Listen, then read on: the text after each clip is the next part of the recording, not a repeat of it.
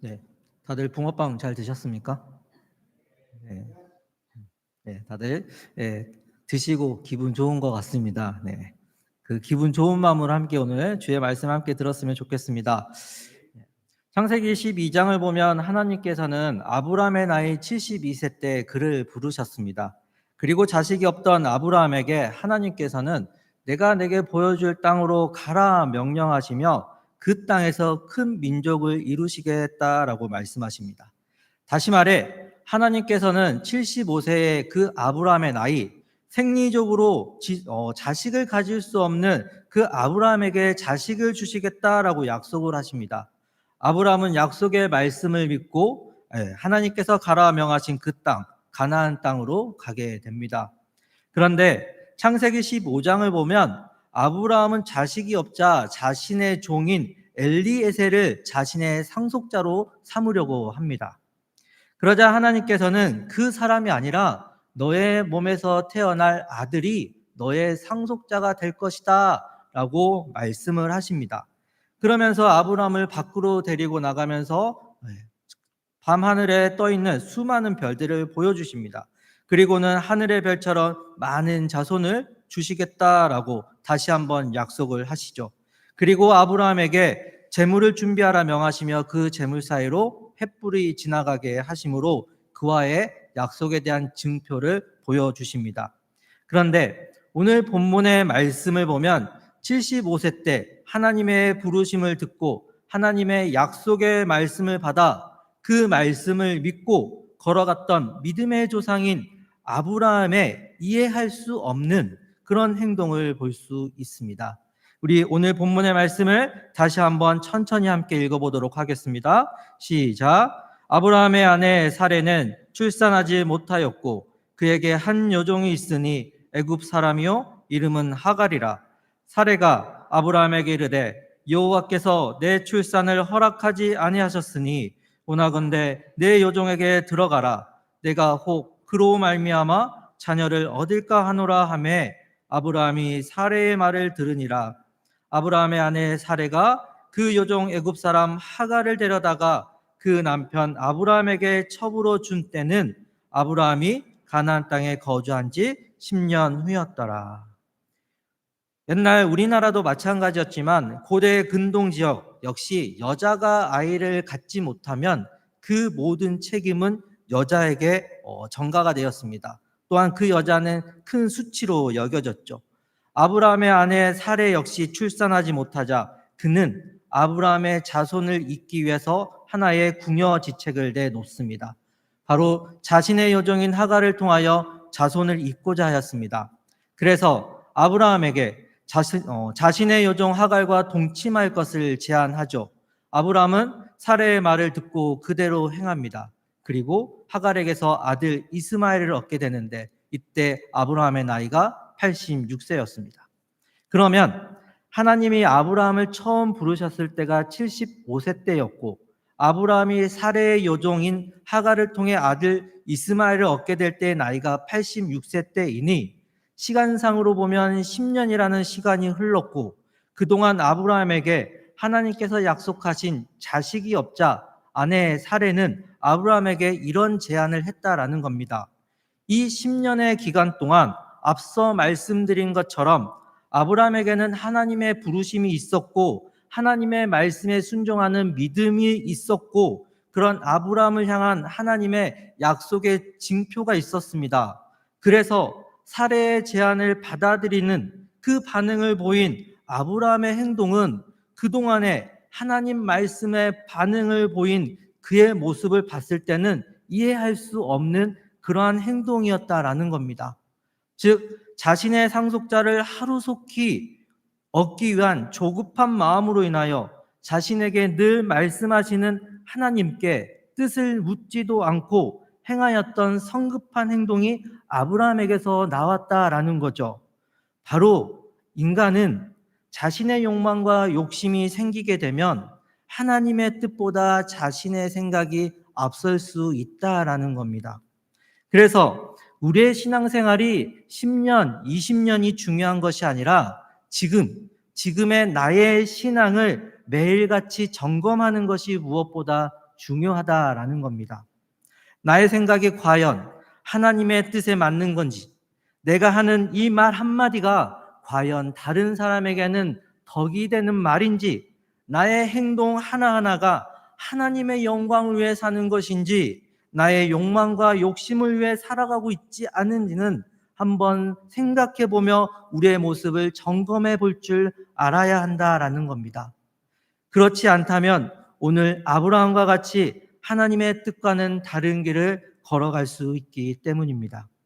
그렇다면 우리가 욕망과 욕심을 뛰어넘어 신앙 안에서 내 모습을 성찰하며 하나님의 뜻을 살아가기 위해서는, 바른 신앙인의 모습을 가지고 살아가기 위해서는 과연 어떻게 우리가 살아가야 할까요? 바로 끊임없는 말씀 묵상과 함께 말씀의 교제가 우리 안에 충분히 이루어져야 한다라는 겁니다. 우리 오늘 2절의 말씀을 다시 한번 읽겠습니다. 시작. 사레가 아브라함에게 이르되 여호와께서 내 출산을 허락하지 아니하셨으니 원하건대 내 여종에게 들어가라. 내가 혹 그로 말미암아 자녀를 얻을까 하노라 하매 아브라함이 사레의 말을 들으니라. 말씀을 보시면 사레가 자식이 없으니 아브라함에게 자신의 여종과 동침하라는 그 제안을 합니다. 그때 아브라함의 반응이 이렇죠. 아브라함이 사레의 말을 들었다. 아브라함이 사레의 말을 들었다. 말씀을 보면요, 그 어디에도 서로 하나님의 그 약속의 말씀을 가지고 서로 이야기하는 내용이 전혀 없습니다. 아니, 이 사람아, 무슨 소리야? 나는 하나님의 그 약속의 말씀을 받은 사람이야. 내가 어떻게 하나님이 대신할 수 있어? 우리는 하나님의 말씀을 끝까지 붙들고 살아가야 돼. 그런 말 한마디조차가 없었다는 겁니다. 아브라함이 사레의 말을 들었다. 오히려 인간적인 방법만이 앞서고 있음을 그들의 모습을 통해서 보여주고 있다라는 거죠. 그로 인하여 아브라함에게는 이런 일이 일어났어요. 우리 16장의 마지막 말씀인 16절과 17장의 첫 말씀인 1절의 말씀을 우리 한번 읽어봤으면 좋겠습니다. 우리 먼저 16장 16절의 말씀입니다. 시작. 하갈이 아브라함에게 이스마엘을 낳았을 때 아브라함이 86세였더라. 우리 17장 1절의 말씀 함께 읽겠습니다. 시작. 아브라함이 99세 때에 여호와께서 아브라함에게 나타나서 그에게 이르시되 나는 전능한 하나님이라 너는 내 앞에서 행하여 완전하라. 16장의 마지막 절인 16절과 17장 1절 그 한 절의 사이에 13년이라는 시간이 흘렀다는 겁니다. 그 13년이라는 시간 동안 아브라함에게 어떤 일이 일어났는지에 대하여 성경은 보여주고 있지 않습니다. 그러나 오늘 말씀을 통하여 우리가 알 수 있는 것은 하나님께서는 아브라함에게 그 어떤 말씀도 하지 않으셨다라는 겁니다. 하나님의 부르심과 언약의 말씀을 들었던 아브라함이었습니다. 그런 아브라함에게 하나님은 13년이라는 시간 동안 침묵하고 계셨다라는 것을 우리는 16장 16절과 17장 1절을 통하여서 우리는 알 수 있다는 겁니다. 그 기간 동안 아브라함은 두려움에 사로잡혀 있는 시간을 보내고 있었을 겁니다. 왜냐하면 아브라함이 있는 그 땅, 하나님께서 가라고 명령하신 그 땅, 그 가나안 땅, 그 땅은 바로 하나님께서 약속하신, 하나님께서 가라고 하신 그 명령의 땅입니다. 그 약속의 말씀을 의지하며 그 땅까지 왔는데 13년이라는 시간 동안 하나님의 음성이 전혀 들리지 않아요. 얼마나 두려웠겠습니까?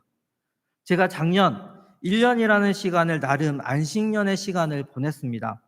그렇게 보냈던 이유는 1년이라는 시간을 두고 앞으로 내가 어떻게 좀 사역을 해야 할지에 두고 그 사역의 방향성을 두고 좀 하나님 앞에 좀 묻는 그런 시간을 가졌습니다. 근데 1년이라는 시간이 다 되어가지만 하나님의 그 어떤 음성, 어떤 사인도 주지 않아요. 그때 아내와 함께 이렇게 얘기했어요. 말씀하시는데 우리가 못 듣고 있는 건 아닌가? 네. 그런 이야기를 하면서 제 마음에 이런 생각이 들었습니다. 하나님의 이 침묵이 참 두려운 것이구나. 계속해서 이렇게 하나님이 말씀하지 않으시면 어떡하지? 라고 하는 그런 두려움이 밀려오더라고요. 그러다가 다시 교회 현장으로 다시 가야 되겠다라고 하는 마음을 주셨고, 말씀으로 응답하셨고, 그래서 이곳에 오게 되면서 마음의 평안을 찾게 되었습니다. 하나님의 침묵을 경험한 아브라함에게도 분명 두려움과 무서움이 있었을 겁니다. 그러한 시간을 보내다가 하나님이 아브라함에게 다시 말씀하십니다. 나는 전능한 하나님이라 너는 내 앞에서 행하여 완전하라. 하나님의 말씀이 들리는 순간 아브라함은 이제 됐다라고 하는 안도의 한숨이 내쉬지 않았을까요? 그리고 너는 내 앞에서 행하여 완전하라. 그 말씀 앞에서 딴 길로 걸어가지 않겠다라는 그 결단의 마음을 가졌을 겁니다. 바로 우리가 어떤 욕망과 욕심과 두려움을 이겨내는 것은 하나님의 말씀에 있습니다. 그 말씀을 묵상할 때, 또한 그 말씀을 함께 교제할 때 우리는 하나님께서 원하시는 방향으로 걸어갈 수 있는 줄 믿습니다. 그래서 시편 119편 105절에서 이렇게 말씀하고 있죠.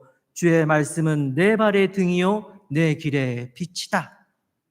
제가 지난 금요일에도 설교를 통하여 소그룹을 통한 말씀의 교제를 강조하였습니다. 그리고 현재 저희 호산나 교회는 매달 한 번 이 시간에 드리는 오후 찬양 예배를 대신할 만큼 말씀의 교제가 있는 소그룹 모임을 행하고 있습니다. 이렇게 말씀의 교제를 강조하고 있는 이유는 바로 교회는 말씀을 나누는 공동체이기 때문에 그렇습니다. 서로 말씀을 묵상하고 교제할 때 그 안에서 삶을 나눌 수 있고, 그 삶을 통하여서 그 삶의 나눔을 통해서 지체의 기쁨을 함께 기뻐해 줄 수 있는 시간을 보낼 수 있고, 그 지체의 어려움에 함께 위로하고 함께 공감해 줄 수 있는 시간을 또한 함께 보낼 수 있고, 그 지체의 그 마음을 읽어가며 함께 기도할 수 있는 그런 관계로 발전할 수 있고, 서로 함께 믿음을 지켜나갈 수 있고, 하나님 나라를 향해 함께 걸어갈 수 있으며 하나님의 영광을 위해 함께 살아갈 수 있는 그 힘을 얻기 때문에 그렇습니다. 그래서 초대교회 역시 어떻습니까? 함께 떡을 떼며 말씀의 교제를 이루며 살아갔던 겁니다. 우리 호산나 교회 오늘 어떻습니까? 카페가 오픈되었습니다. 많은 분들이 오셔서 떡은 아니지만 함께 붕어빵을 떼고 함께 교제하는 시간, 얼마나 좋은 시간입니까?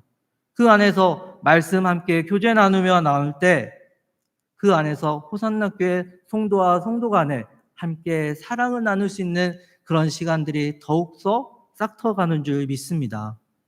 오늘 본문의 말씀이 있는 16장을 보면 말씀의 교제가 없자 아브라함의 가정은 건강한 가정이 되지 못했습니다.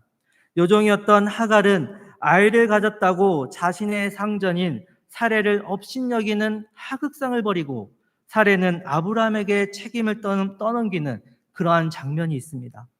그래서 말씀의 교제가 없는 공동체는 건강한 공동체로 세워질 수 없는 것입니다. 아브라함은 사레의 말을 들으니라.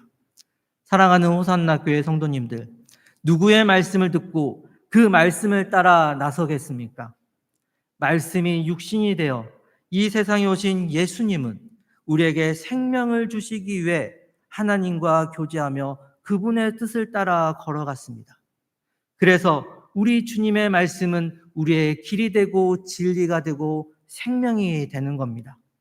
그분의 말씀을 나누며 함께 교제하는 호산나 교회의 그 모든 모임이 될 때 우리 호산나 교회는 딴 길로 걸어가지 않는 줄 믿습니다. 오직 하나님의 나라와 의를 향해 달려나아가는 건강한 공동체로 세워지는 줄 믿습니다. 그러니 모이기에 힘쓰며 말씀에 떡을 떼고 함께 교제하며 살아갈 수 있는 우리 호산나 교회가 되기를 주님의 이름으로 간절히 소망합니다. 기도하겠습니다. 사랑이 많으신 하나님 아버지, 아브라함과 사레의 대화가 있는 성경의 말씀을 통하여 말씀의 교제가 얼마나 중요한지를 알게 하시니 참 감사합니다. 하나님의 말씀에 교제가 없자 아브람과 사레는 자신들의 욕심과 욕망에 이끌려 하나님의 뜻보다는 자신들의 생각에 앞서게 되었습니다.